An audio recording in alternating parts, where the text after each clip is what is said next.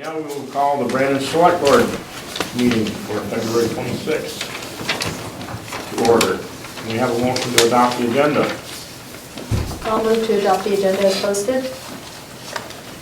Any changes or anything? Or need a second first, yes? I'll second that. Any changes anybody needs to make? None being heard, all those in favor signify by saying aye. Aye. Opposed? Approval of minutes. I move that we approve the minutes from the Select Board meeting of February 12, 2024. No second. Sure, I'll second it. Any discussion? None being heard, all those in favor signify by saying aye. Aye. Aye. Opposed? The ayes have it. Town manager's report. Thank you, Mr. Chair, members of the board. I did submit the report along with both the updated project tracker and with the 10-year look back on the town's ask and the paving article analysis. So that's just there for information that was shared to the town.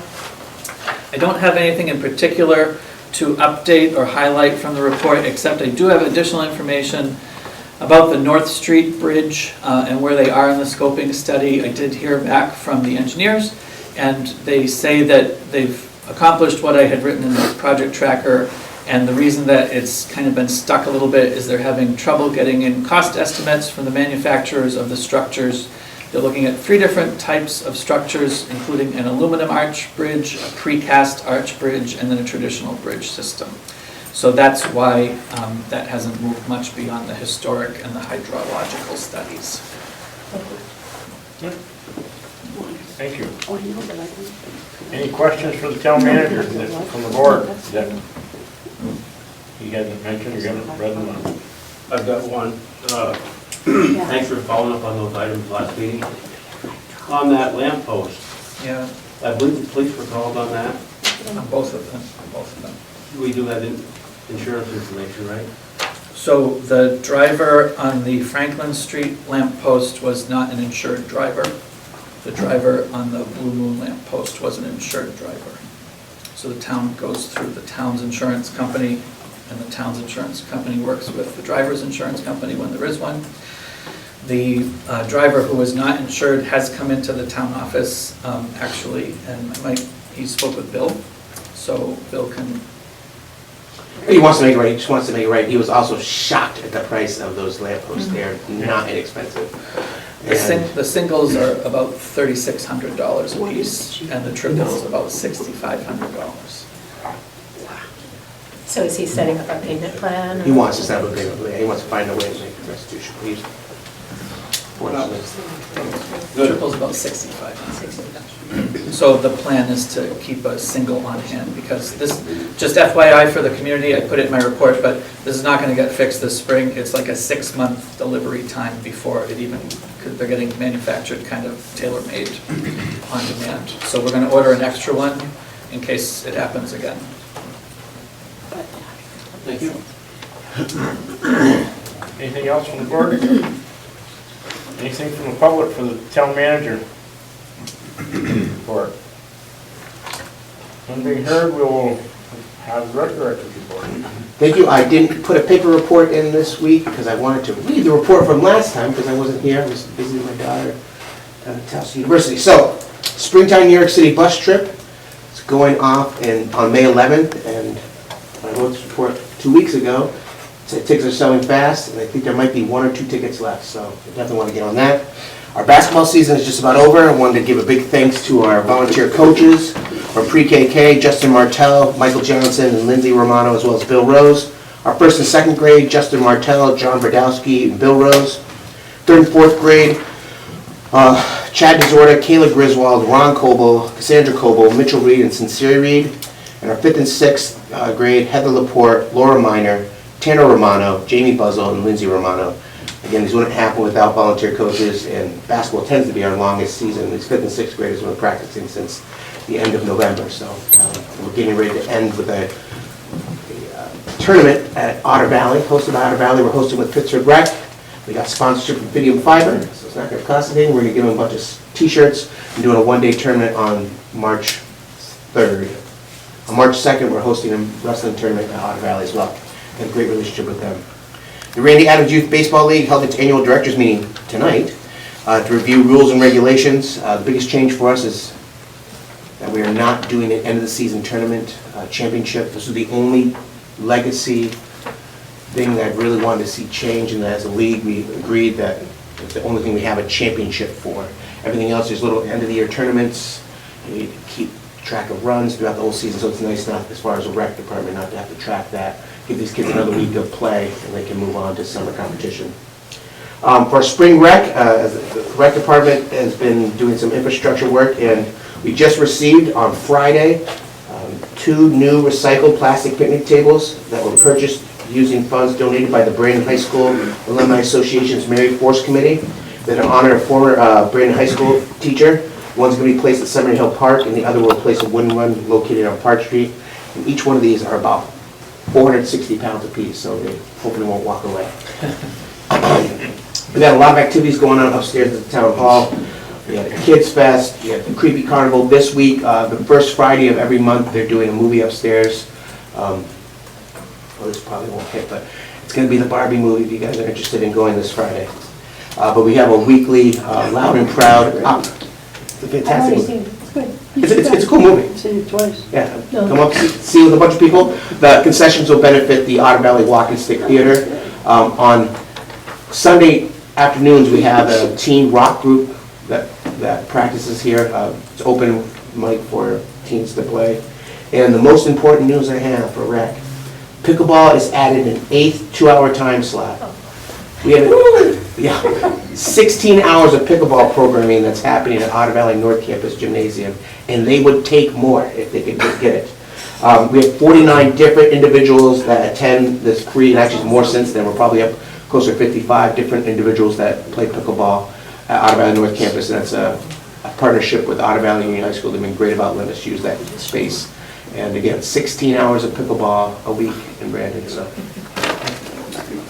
Thank you. Any questions for the rec director? None being heard, we'll move on to public comment participation. Anything from the board? Yes. There is an excellent Lego display at the Brandon Chamber of Commerce. What do you call that, Brandon? Display room? The place next to the post office. The empty, it used to be the lobby to Chex.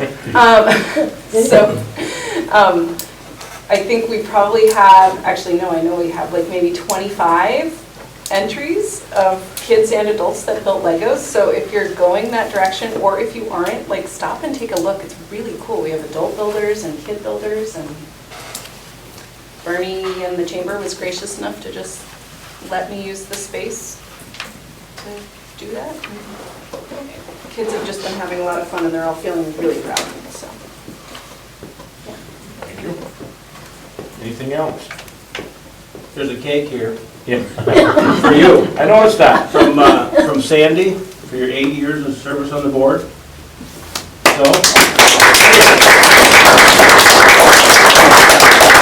I'm going to cut it down, you're going to have some.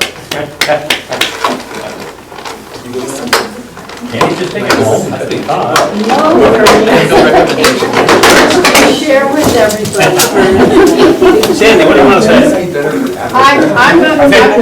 I think we'd be better with that after the meeting. The cake, want to eat it at the end of the meeting? Okay. Yeah. Less than you Share. think. Tracy doesn't want to talk with his mouth full. That's right. Thank you. Oh, I did. Welcome. I don't miss those. We're good. I can hold that cake back here while the meeting's going on.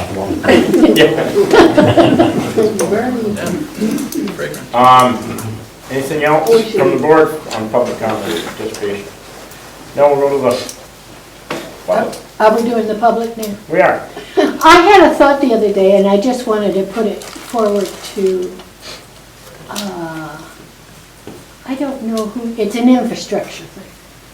As I was looking at the new maps, the flood maps, I originally, 25 years ago, I was in a safe zone, never going to flood.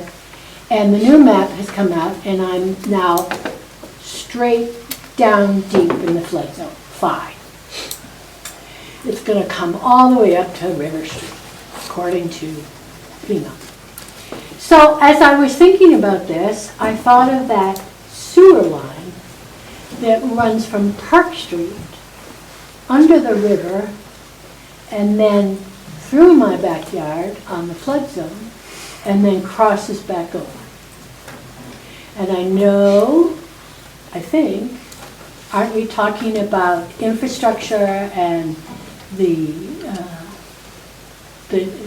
plumbing for sewer and all that stuff is being discussed or brought up for the Brandon area. And I was thinking, maybe we should include that, even though it's, I don't know, I guess it's fine.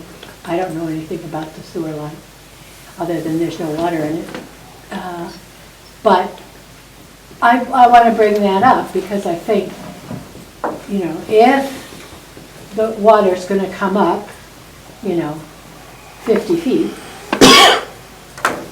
I don't think these guys want to scuba dive to replace that pipeline.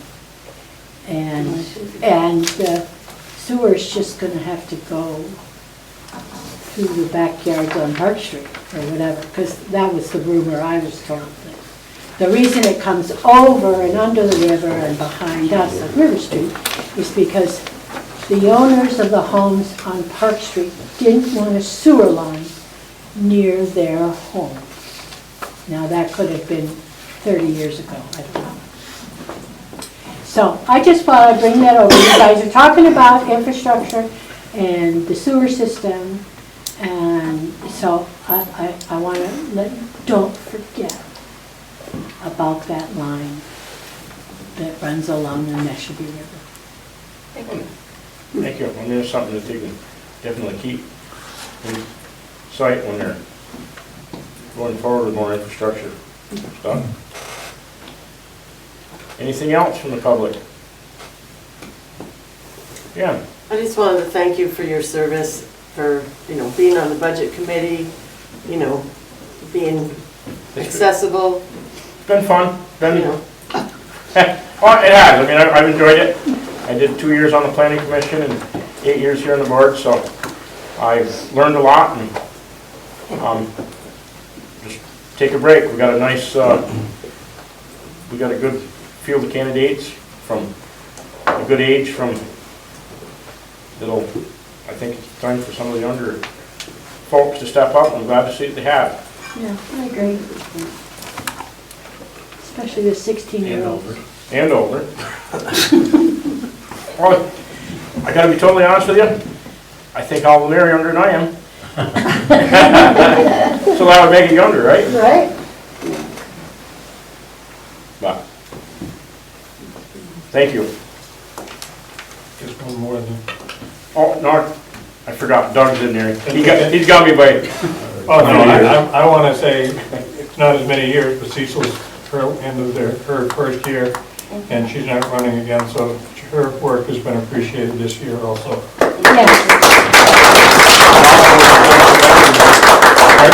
And also what she did for the planning commission. Yes. And I came in saying I was going to get money for sidewalks, got money for sidewalks.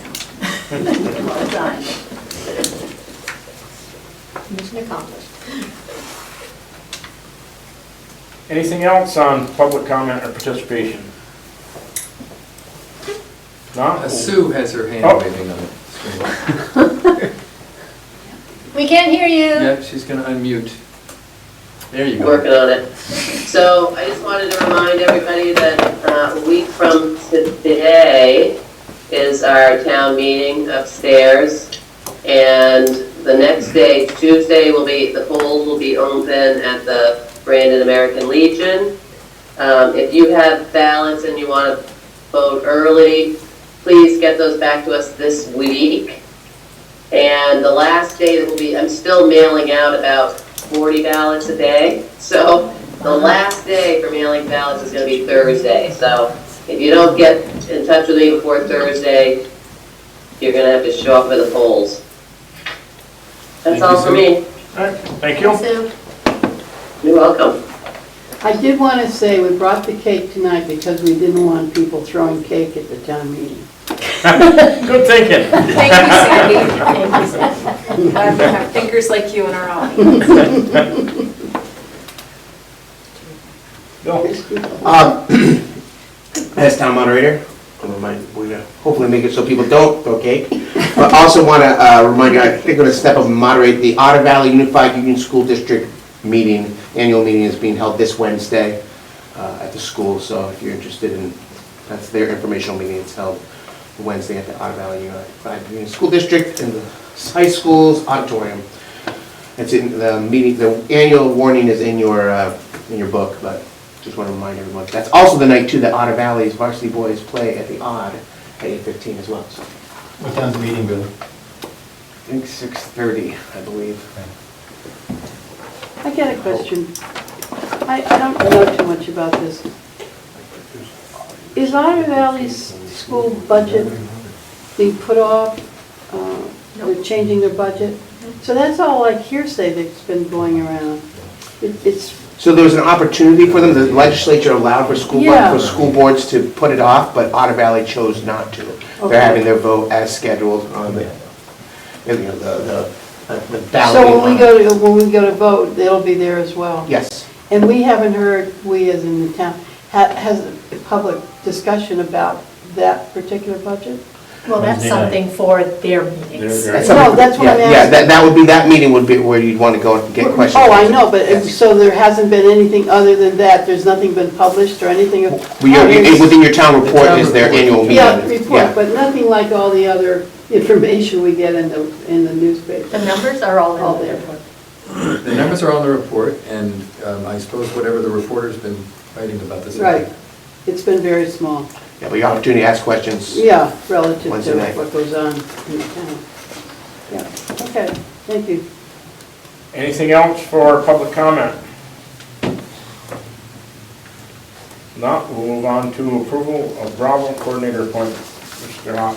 Thank you, Mr. Chair. I was able to meet with Paula Ashley, and she has been serving as the interim Bravo coordinator. She's here with us tonight, and I thank her for the time, and I thank her for stepping up to do this, to keep Bravo moving in the interim. And as I noted in my letter, it's a very unusual provision in the Bravo bylaws, calls for the town manager to make the appointment and the select board to approve it. So I've made the appointment, and I would request that you approve a 2-year term as Bravo coordinator for Paula Ashley. I'll make the motion that we approve a 2-year term for Paula Ashley as Bravo coordinator. I'll second that. Yeah, and I just would love to know what your background is in restorative justice.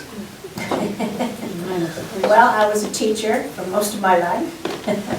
I taught public school and I taught in Jacksonville, Florida for a couple of years. I taught in Berlin, Vermont for a couple more years.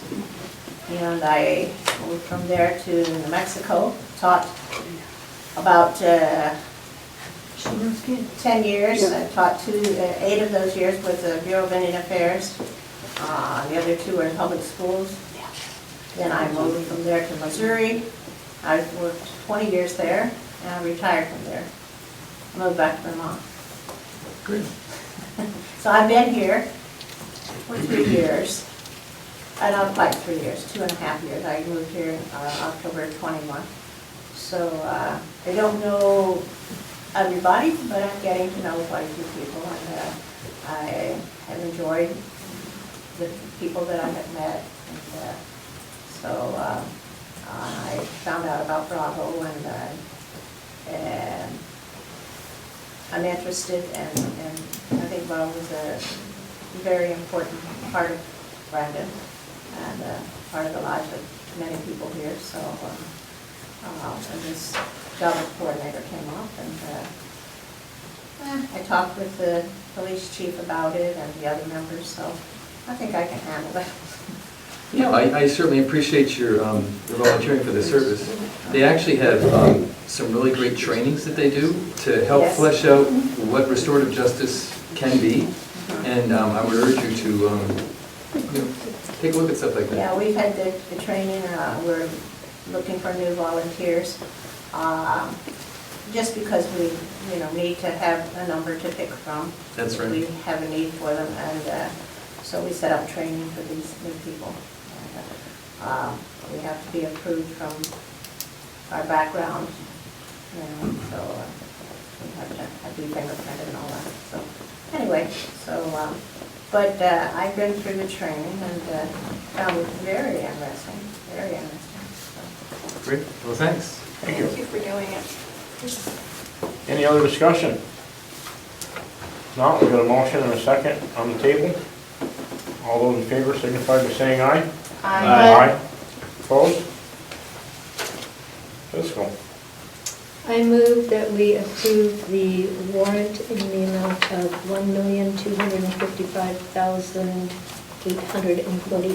$1,255,846.45. Second. We have a second. Any discussion? I've got one question. I don't know, when is stuff, I saw some stuff in the reporter here. Where is that billing? I saw something in this week's reporter from the Energy Committee, and, So the two bills for the reporter, or the bills for the reporter, there were two Energy Committee green button-up events that happened in, I want to say November-ish. 10/4 and 10/25. October-ish. Yep. Yeah. There was a little bit of a mix-up where the bill didn't come to the town. It went to another party that they thought was responsible for the button-up event, and eventually it came to the town, and we took care of it right away. okay.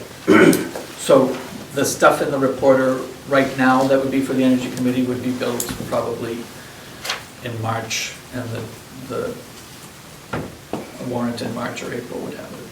Okay. Yeah. Any other questions on the warrant? Not? Got a motion? Second? All those in favor signify by saying aye. Aye. Opposed? All right, we do have an executive session, but we are going to recess, and everybody please grab a piece of cake.